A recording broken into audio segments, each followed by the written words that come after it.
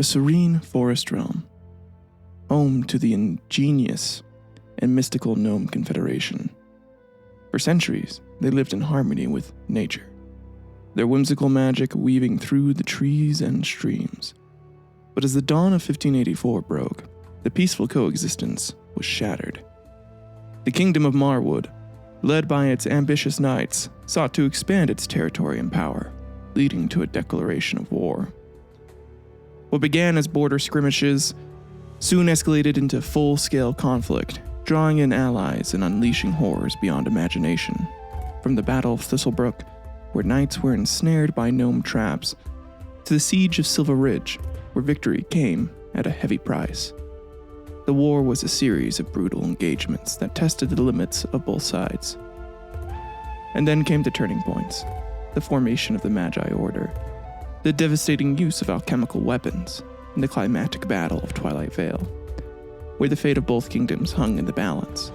It all led to the fall of the gnome capital, Glitterholm, and the signing of the Treaty of Harmony, a treaty that promised peace but delivered subjugation.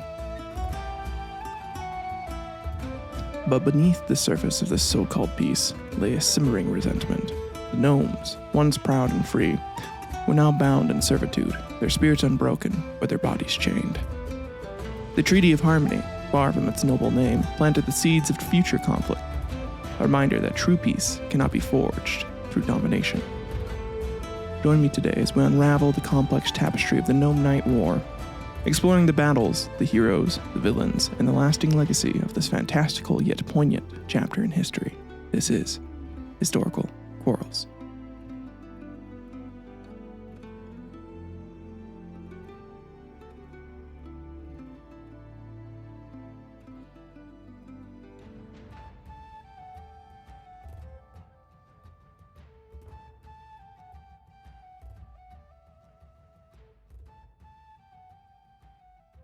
Welcome back to Historical Quarrels, everyone. I'm your host, Tyler Eckhardt, and today I have a special treat for all of you.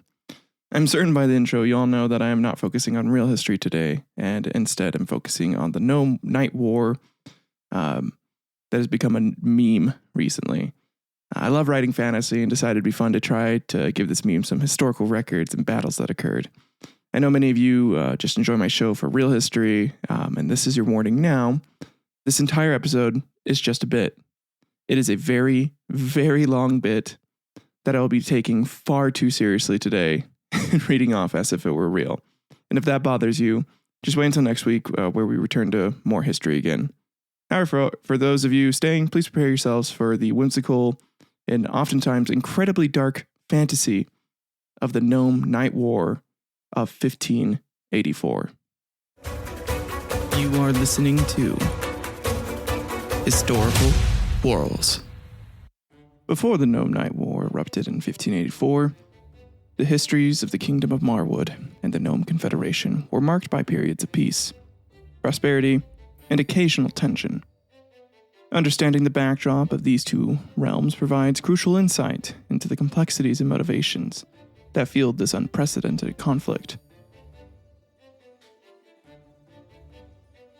The Kingdom of Marwood, ruled by the noble house of Aldrich, was a vast and powerful realm, known for its chivalric traditions, formidable military, and deep-rooted sense of honor. Marwood's knights were renowned across the land for their prowess in battle and unwavering loyalty to their king. The kingdom's capital, Ironhold, was a bustling center of commerce and culture, its grand castles and bustling markets reflecting the wealth and influence of Marwood. For centuries, Marwood had enjoyed a period of relative stability. Its economy thrived on agriculture, trade, and mining, with rich deposits of iron and precious metals providing the raw materials for its famed blacksmiths and artisans. The Knights of Marwood, trained from a young age in the arts of war and governance, upheld a strict code of conduct that emphasized bravery, loyalty, and justice. However, as the population grew and resources became scarcer, the kingdom's expansionist ambitions began to stir King Aldrich, who was a shrewd and ambitious ruler, saw an opportunity to extend Marwood's influence and secure its future by expanding into neighboring territories. The forest to the north, home to the Gnome Confederation, were particularly enticing with their untapped resources and strategic advantages. In stark contrast to Marwood's rigid hierarchy and martial culture, the Gnome Confederation was a loose alliance of autonomous gnome communities, each governed by its own council of elders. The gnomes, smaller in stature, but mighty in intellect and magic, lived in harmony with nature. Their villages nestled deep within ancient forests and hidden valleys. The gnomes of the Confederation were known for their ingenuity and craftsmanship. They excelled in the creation of intricate magical devices, potions, and enchantments, which they used to enhance their daily lives and protect their realm. Their society valued creativity, knowledge, and communal cooperation, with decisions often made through consensus rather than decrees. Glimmerstone, a respected elder and powerful mage, was one of the prominent leaders of the Confederation. Under his guidance, the gnomes had maintained a delicate balance with their human neighbors, fostering trade and diplomatic relations while ensuring their borders remained secure. The gnomes' deep connection to their enchanted forest and whimsical magic was both their greatest strength and a source of mystery and envy for outsiders. Despite the outward appearance of peace, tensions between Marwood and the Gnome Confederation had been simmering for years. Border disputes and occasional skirmishes over resources created a climate of mutual distrust. The gnomes viewed the knights' expansionist ambitions with suspicion, while the knights saw the gnomes' magical abilities and secluded lifestyles both a threat and an opportunity. The tipping point came in late 1583, when a series of border skirmishes escalated into outright conflict. Gnome scouts, patrolling their territories, clashed with Marwoodian knights who had ventured too far into the enchanted forest. Their skirmishes, though minor, ignited long-standing grievances and fears, setting the stage for a larger confrontation. On January 1st, 1584, the Kingdom of Marwood declared war on the Gnome Confederation. King Aldrich, rallying his knights and vassals, proclaimed the need to secure Marwood's future and protect its borders from perceived gnome aggression. The knights, driven by a sense of duty and ambition, prepared for a campaign they believed would be swift and decisive. The gnomes, caught off guard by the formal declaration of war, quickly mobilized their defenses. Glimmerstone and other elders called upon their communities to stand united against the invaders, invoking the ancient magics and guardians of their forests. The whimsical and peaceful gnome society transformed into a realm ready for battle, determined to protect their homes and way of life. As the war began, both sides believed in the righteousness of their cause. The knights saw themselves as bringers of order and civilization, while the gnomes fought to preserve their freedom and harmony with nature. The stage was set for a conflict that would test the limits of both realms, pitting steel against magic in a struggle for survival and dominance. On the first day of the year 1584, the Kingdom of Marwood declared war on the Gnome Confederation. The roots of this war, planted months earlier with a series of escalating border skirmishes, many believed were the result of deeper, darker machinations. The Gnome Confederation, a secretive and reclusive society known for their mastery of the arcane arts and intricate traps, had long been a source of unease for the human kingdoms. Their lands nestled deep within the enchanted forests and hidden valleys were a mystery to all but the bravest or most foolish of adventurers. The immediate cause of the war was seemingly a trivial incident. The patrol ventured too close to the gnome border and was ambushed, resulting in several knights being turned into toadstools. This affront could not go unanswered, and King Aldrich of Marwood, a man known for his hot temper and sense of honor, saw no choice but to retaliate. However, whispers among the court suggested that this was no mere border conflict. Some believed that influential factions within the Marwood had long coveted the gnome lands, rich in rare magical resources and ancient secrets. Others hinted at a darker, more sinister influences at play. Perhaps even the manipulations of dark sorcerers who saw profit in the chaos of war. Within Marwood, the declaration of war was met with a mixture of fervent patriotism and grave concern. The knights, proud and duty-bound, prepared for a campaign unlike any they had faced before. The gnomes, while small in stature, were renowned for their cunning and magical prowess. Tales of their enchanted defenses and deadly traps spread like wildfire, and many knights steeled themselves for a fight not just against flesh and blood, but against the very forces of magic itself. The people of Marwood, though confident in their knight's valor, could not shake the feeling of dread that hung in the air. As the first battles unfolded, the true nature of the gnome resistance became apparent. Their tactics were unconventional and unnervingly effective. Gnome warriors utilized guerrilla strategies, using the terrain to their advantage and employing spells that left the knights disoriented and vulnerable.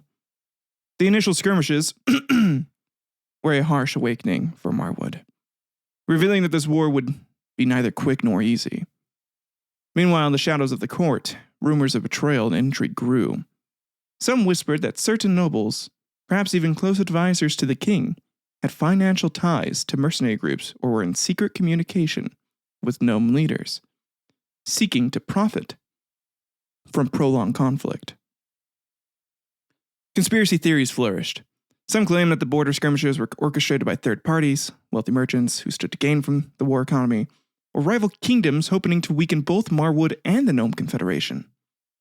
Others believed that dark forces within Gnome society itself sought to provoke a war, aiming to unify their fractured tribes against a common enemy. The most outlandish theories suggested that the entire conflict was a cosmic game, manipulated by ancient, unseen deities for their own amusement. And as the war dragged on, it became clear that both sides were being tested in ways they had never anticipated. For Marwood, it was a test of endurance, ingenuity, and unity. And for the gnomes, it was a fight just for survival, identity, and the preservation of their enigmatic culture. And on January 5th, the first real battle was fought. The Battle of Thistlebrook. This was the first major engagement in the burgeoning war between the Kingdom of Marwood and the Gnome Confederation. The lush, rolling fields of Thistlebrook, which had once been a picturesque farming region, became the setting for a clash that would set the tone for the rest of the conflict. The knights, confident in their prowess in battle and clad in gleaming armor, marched into Thistlebrook with the expectation of a swift and decisive victory. What they encountered instead was a nightmarish landscape of traps and sorcery that would haunt them for years to come. The gnomes had transformed Thistlebrook into a labyrinth of deadly surprises. As the knights advanced, they found themselves ensnared by enchanted vines that sprang from the ground without warning, binding their limbs and dragging them into the underbrush. Pitfalls, disguised by illusions, opened beneath the feet of the unwary, sending armored soldiers plunging into spike-filled pits. And then there were the magical attacks. Bursts of flame that erupted from seemingly innocent flowers, and swarms of ethereal insects that stung with the intensity of molten iron. The air itself seemed to conspire against the knights, whispering taunts and sowing confusion in their ranks. Sir Joffrey, a seasoned knight who had fought in numerous campaigns, later recounted the horror of Thistlebrook in his war journal. We marched in tight formation, our banners high and our spirits higher. But as soon as we crossed into Thistlebrook, it was as if the land came alive with a malevolent will of its own. We were not facing mere gnomes. We were battling the very essence of nature, twisted and weaponized against us. The knights, despite their bravery and discipline, were ill-prepared for the guerrilla tactics and magical warfare employed by the gnomes. By the end of the day, the fields of Thistlebrook were littered with the bodies of fallen knights, their once proud armor now a testament to their tragic fate. The gnomes, elusive and nearly invisible in their woodland camouflage, melted back into the forest as dusk fell, leaving the knights to tend their wounded and count their dead. The initial losses were staggering, not just in terms of lives, but also in morale. The realization that they were up against an enemy who could turn the very environment into a weapon was a sobering wake-up call for Marwood. In the aftermath of the battle, King Aldrich summoned his war council to assess the situation and devise new strategies. It became clear that the traditional tactics would not suffice against the gnomes.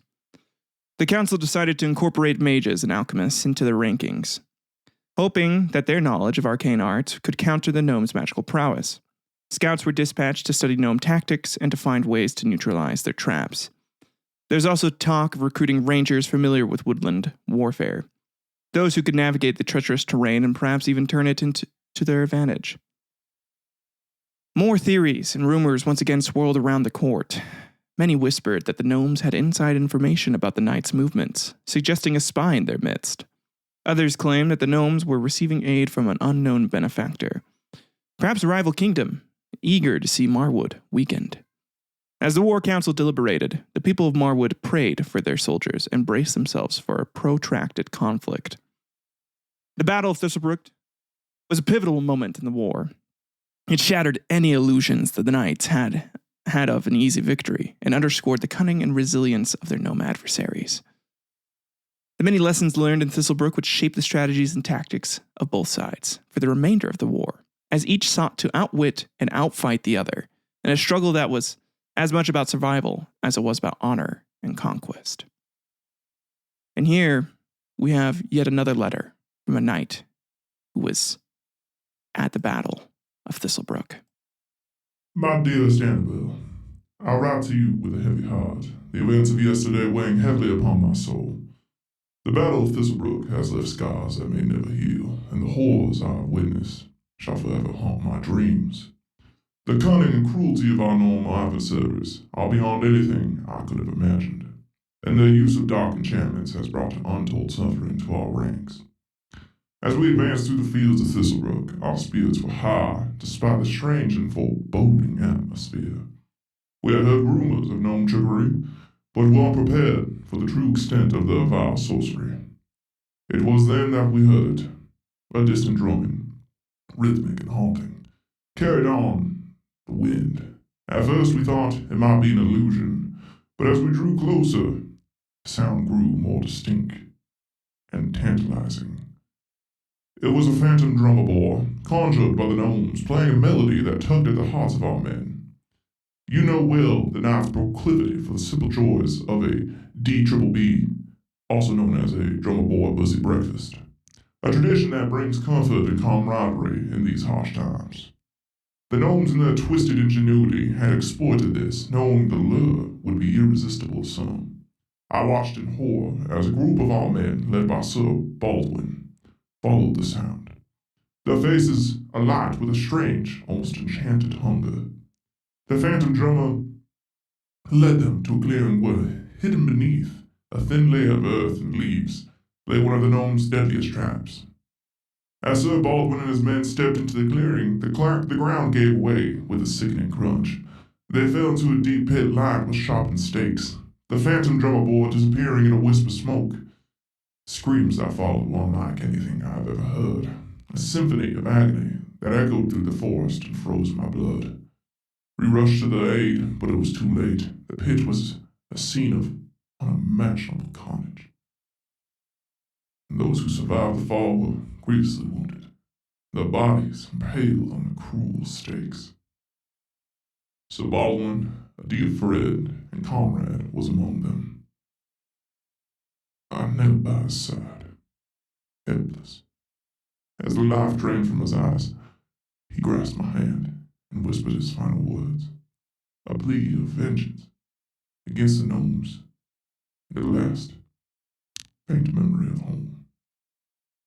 The gnomes' tactics are insidious, preying not just on our bodies, but on our very spirits. They twist our fondest memories and simple pleasures into weapons of war. The loss of Sir Baldwin, and so many others, has left a void in our hearts. A reminder of the cruel ingenuity of our enemy. We must steel ourselves against their sorcery and find new ways to counter their dark magic. Annabelle, your love and your letters are my beacon in this darkness. Though the road ahead is fraught with peril, I will endure for you, for our future, for the honor of our kingdom. Pray for us, my love, for we face an enemy unlike any other. Yours eternally, Sir Edmund of Blackwood. In the wake of the devastating losses at Thistlebrook, King Aldrich of Marwood recognized the need for a united front against the cunning and magical prowess of the gnomes. The war had escalated beyond a simple border conflict, and the threat posed by the Gnome Confederation now loomed over the entire region. On January 12, 1584, a pivotal moment in the war's history, the Anti-Gnome Alliance was formed, uniting the Kingdom of Marwood with neighboring realms in a concerted effort to combat the gnome menace. The call to arms was answered by three significant allies: the Kingdom of Thaloria, the Duchy of Alaria, and the Principality of Verdantia. Thaloria, known for its formidable cavalry and skilled archers, brought much-needed military might to the alliance. Alaria, a land steeped in ancient magical traditions, contributed powerful sorcerers and enchanted weaponry. Verdantia, with its strategic location and elite naval forces, ensured control of vital waterways and supply lines. The leaders of these realms convened at Iron Keep, Marwood's impenetrable fortress, to formalize their alliance. The Council of Iron Keep, as it came to be known, was a historic gathering of kings, dukes, and princes, each pledging their armies and resources to the common cause. King Aldrich, flanked by his most trusted advisors, laid out the dire situation and the cunning tactics of the gnomes, emphasizing the need for unity and collaboration. The alliance was sealed with solemn oaths, and a grand feast was held to mark the occasion, though the somber mood reflected the gravity of the task ahead. Despite the outward show of solidarity, the alliance was not without its internal tensions and political maneuvering. Each realm had its own interest and agendas. The specter of betrayal and intrigue was never far from the surface. Some whispered that the alliance was merely a facade, with each leader hoping to gain territory and influence at the expense of the others. Others suspected that spies from the Gnome Confederation had infiltrated the highest echelons of their ranks, sowing discord and mistrust. These theories abounded, fueled by the mysterious circumstances of the gnome's sudden aggression. Some believed that a hidden power, perhaps an ancient and malevolent entity, was manipulating the gnomes from the shadows. Others posited that the Gnome Confederation had unearthed a powerful artifact, a relic from a forgotten age, which had emboldened them to challenge the human kingdoms. These theories, though speculative, added an air of uncertainty and paranoia to the alliance efforts.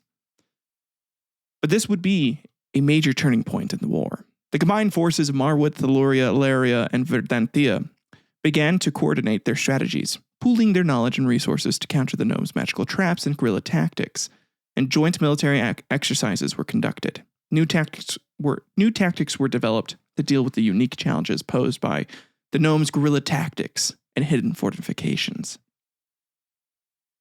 And as the dawn broke on January 18th of 1584, the Knights of Marwood, bolstered by their newfound allies from the Anti-Gnome Alliance, prepared to lay siege to Stonehaven, a formidable gnome stronghold deep within the enchanted forest. Stonehaven was rumored to be a nexus of gnomish magic and a critical supply depot for their war efforts. King Aldrich and his generals believed that capturing Stonehaven would deliver a significant blow to the gnomes and turn the tide of the war in their favor. The approach to Stonehaven was fraught with peril. The gnomes had constructed an intricate network of defenses using both their knowledge of the land and their mastery of enchantments. The knights had to navigate treacherous paths lined with hidden traps, including pits filled with venomous creatures and explosive runes that could decimate entire platoons.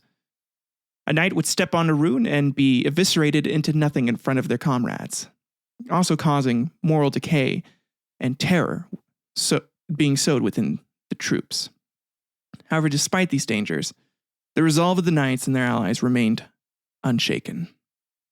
At the heart of Stonehaven lay its most potent defense, a magical barrier that shimmered like a curtain of light, impenetrable to conventional weapons.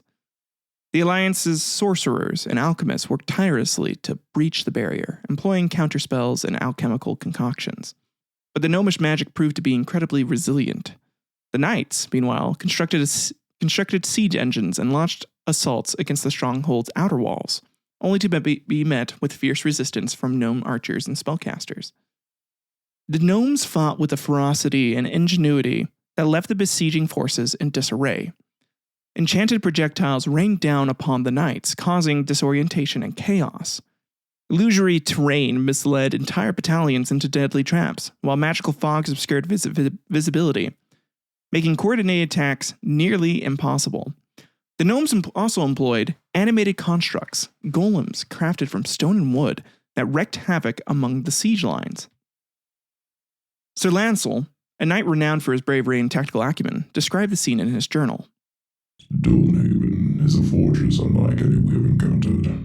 The very air hums with magic, and the ground itself seems to conspire against us. Our men fight valiantly, but the gnomes' defenses are unyielding. Every step forward is met with swift and merciless retaliation. We are beset on all sides by an enemy that knows no fear and shows no mercy. The siege dragged on for days, with both sides suffering heavy casualties. The knights and their allies managed to breach the outer defenses, but the magical barrier remained an insurmountable obstacle. Supplies dwindled, and morale began to falter, as the realization set in that Stonehaven would not fall easily. The gnomes, emboldened by their success, launched daring counterattacks, further eroding the alliance's resolve. Conspiracy theories emerged within the ranks of the besieging forces. Some whispered that a traitor among them was feeding information to the gnomes, explaining their uncanny ability to anticipate and counter the knights' strategies, while others speculated that the gnomes had harnessed a incredibly powerful and ancient artifact that was hidden deep within Stonehaven, which granted them their seemingly invincible defenses. These rumors, though unverified, sowed seeds of mistrust and paranoia among the allies, causing them to launch an inquisition amongst their own ranks, and seed out traitors. On the 5th day of the siege, King Aldrich made the difficult decision to withdraw. The losses were too great, and the gnomish defenses were too formidable to overcome without incurring even more devastating casualties. The knights retreated, carrying their wounded and vowing to return with greater strength and more effective strategies. The siege of Stonehaven had ended in failure, but it also served as a stark lesson in the cunning and tenacity of the gnome defenders. The siege, though unsuccessful, underscored the need for greater cooperation and innovation within the anti-gnome alliance, and so the allies would regroup and share more intelligence and refine their tactics together, determined to find a way to break through the gnomes' magical defenses. After all, it had only been 6 days since the original formation had begun, not a lot of time to really practice and study together. And so that's what caused this siege to fail in the first place. We do have a journal entry from Glimwick the gnome about the siege 2 days afterwards in a letter that he wrote to his dearest Dante. Dearest Dottie, it is with a weary heart that I write to you from the fortified walls of Stonehaven. The relentless assault from the Knights of Marwood has left me exhausted and filled with a sadness that I cannot easily shake. These towering armored monsters continue their brutal attacks despite the gruesome traps and warnings we have laid out to deter them. Each day brings new horrors, and I find myself yearning for the peace of our tranquil groves and the simple joy of your laughter. The war has forced us into acts I never imagined we would need to undertake. The leaders of our confederation, in their desperate bid to protect our lands, have devised traps so fiendish that even our enemies should be deterred. Yet these knights persist, driven by a misguided sense of honor and glory. I wish I did not have to sacrifice the souls of innocent pixies to power these spells. Each time I invoke their essence, I feel a piece of my own soul wither away. Their tiny, vibrant spirits are twisted into magical wards and curses that turn men into forms so whimsical and absurd it borders on tragic comedy. One incident stands out in my mind, both for its success and its disturbing aftermath. During one particularly fierce skirmish, I found myself cornered by a group of knights. Their blades gleamed with a cold, merciless light, and I feared for my life, Dottie. With a swift incantation, I turned the leader, a burly brute named Sir Gareth, into a mere jar of dirt. The transformation was instantaneous and complete. His cries of rage and confusion muffled within the confines of his new earthen prison. As the knights stood in stunned silence, I seized the moment to weave a tale of eternal torment. I told them that the jar of dirt curse was permanent, that Sir Gareth would remain sentient and fully conscious for eternity, unable to die, unable to move, condemned to witness the end of the world from his ignoble form. The true curse, I explained, was not the transformation, but the immortality that came with it. The thought of such a fate broke their spirits. They fled, weeping like babes, abandoning their leader and retreating into the forest.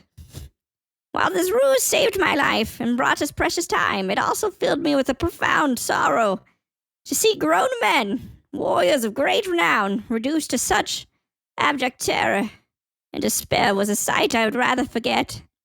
War, and its unending cruelty, forces us to wield powers and commit acts that stain our very souls.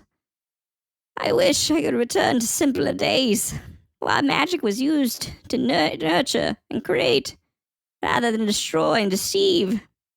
Every day I long for the war to end, for the chance to return to your loving arms and the serenity of our home.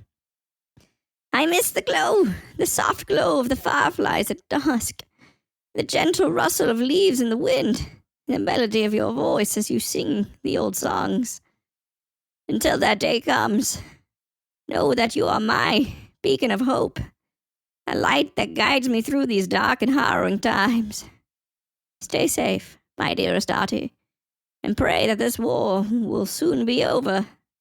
Yours always, Glimwick. The night of January 25th, 1584, would be etched into the annals of the Gnome Night War as a testament to the cunning and audacity of the Gnome warriors. The Gnomes, leveraging their intimate knowledge of the terrain and their mastery of stealth and enchantment, launched a surprise nighttime raid on the Knights' camp, throwing their enemies into utter chaos. The Knights of Marwood, weary from the protracted siege of Stonehaven and the relentless skirmishes that followed, had settled into a semblance of rest. Campfires flickered in the cold night air, casting long shadows among the rows of tents and makeshift fortifications. Unbeknownst to them, the gnomes had been meticulously planning their strike, waiting for the perfect moment to exploit the knights' fatigue and lowered guard. As the moon reached its zenith, the gnomes moved with the silence and precision of shadows. Utilizing enchanted cloaks that rendered them nearly invisible, they infiltrated the perimeter of the camp.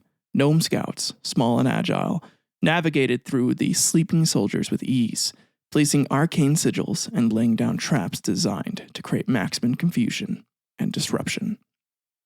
At the signal of their leader, Glimwick the Cunning, the raid commenced. The enchanted sigils erupted in bursts of dazzling light and sound, jolting the knights awake in a state of panic. As they stumbled from their tents, disoriented and blinded by the sudden onslaught, the gnomes struck, small but fierce. They darted through the camp, slashing tent ropes, igniting supplies with alchemical fire, and sowing discord with their magic. Sir Cedric of Marwood, who had barely escaped the horror of Thistlebrook, described the scene in his journal. The night was rent asunder by chaos. Flames licked at the sky, and our men, still groggy with sleep, fled blindly in the dark. The gnomes were everywhere and nowhere, their small forms slipping through our ranks like wraiths. It was as if the very shadows had come alive to torment us. The gnomes' tactics were as psychological as they were physical. Enchanted drums beat an eerie rhythmic cadence that seemed to come from all directions, disorienting the knights further, making it impossible to organize a coherent defense, as they were all caught up in the illusion of having a drummer boy bussy breakfast. Illusions of monstrous creatures and phantom warriors added to the confusion, causing knights to strike out at empty air, or, worse, at their comrades. In the heart of the camp, Glimwick himself led a contingent of elite gnome warriors. They targeted the knights' command tent, hoping to capture or incapacitate key leaders and sow further chaos. As they approached, they encountered Sir Joffrey, who had taken command in the aftermath of the Battle of Thistlebrook. A fierce skirmish ensued, with Glimwick using his magic to great effect, creating illusory duplicates of himself and his warriors to bewilder the knights. Despite the gnomes' prowess and the initial success of the raid, the knights' discipline and training began to assert itself. Sir Joffrey, rallying his men, managed to organize a counterattack. The knights formed defensive circles, protecting each other and gradually pushing the gnomes back. The element of surprise began to wane, and the gnomes, recognizing the shifting tide, executed a planned withdrawal, disappearing into the night as swiftly as they had appeared. The aftermath of the raid was a scene of devastation and confusion. Supplies were destroyed, tents were torn asunder, and the knights were left to nurse their wounds and salvage what they could. The The raid had not inflicted heavy casualties, but the psychological impact was profound. The knights now knew that the gnomes could strike at any time, even in the supposed safety of their own camp. The Gnomish Night Raid of January 25th, 1584 was a masterstroke of guerrilla warfare, showcasing the gnomes' ability to blend magic, stealth, and cunning. It underscored the need for constant vigilance and adaptation in the face of an enemy that defied traditional battlefield tactics. For the Knights of Marwood, the raid was a stark reminder that the war would be long and arduous, filled with unexpected challenges and relentless foes. Another angle of this night was found in a letter from Sir Roland to Marjorie. My dearest Marjorie, I write to you in the aftermath of a night filled with horrors and dark enchantments. My heart heavy with the grim events that have transpired. The gnomes, with their ruthless cunning, launched a surprise raid upon our camp last night, and what I witnessed has shaken me to my core. As we slept, thinking ourselves safe, the gnomes struck under the cover of darkness. The magic wove chaos through our ranks, and in the midst of the confusion I saw two of our bravest knights, Sir Alistair and Sir Hugh, fall victim to a terrible spell. Before my very eyes, their forms twisted and shrank, their armor falling away as they were transformed into lowly hogs. Their squeals of panic echoed through the night as they fled into the forest, now indistinguishable from the wild swine that inhabit these woods. The gnomes must have known that our proximity to the forest teeming with hogs would instill a dread in our hearts. By turning our own men to these creatures, they sought to sow doubt and fear, to make us question every hunt, every shadow.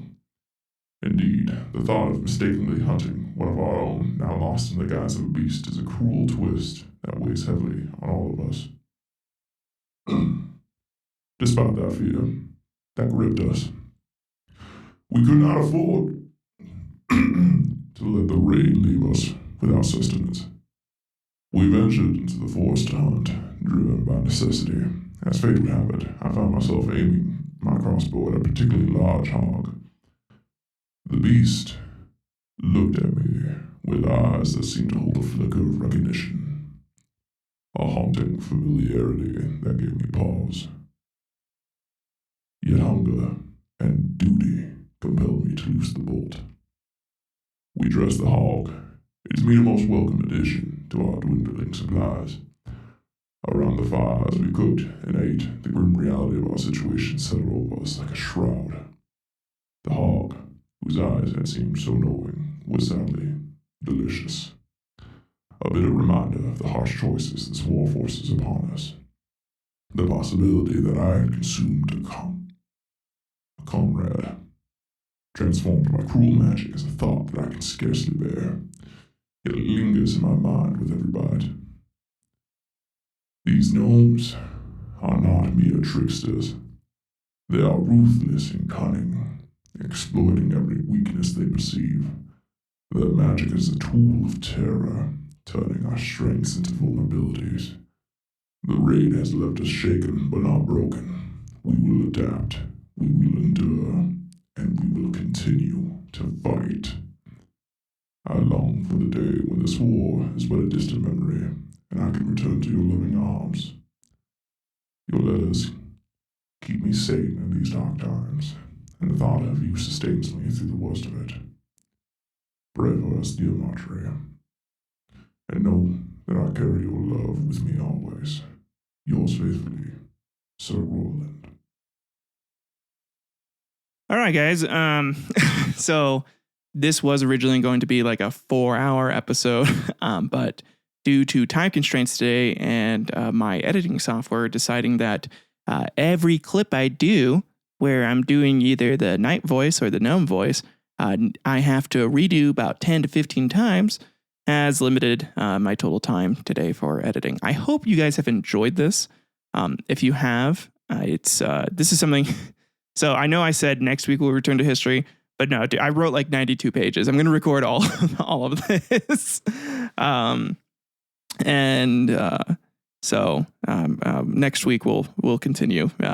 hopefully my editing software will let me get through all of it and edit each chunk properly. So if that happens, you guys will see a probably 3-hour long episode next Monday, and it's gonna be great. If it doesn't happen, then well, that fucking sucks. It might be a 3-parter thing.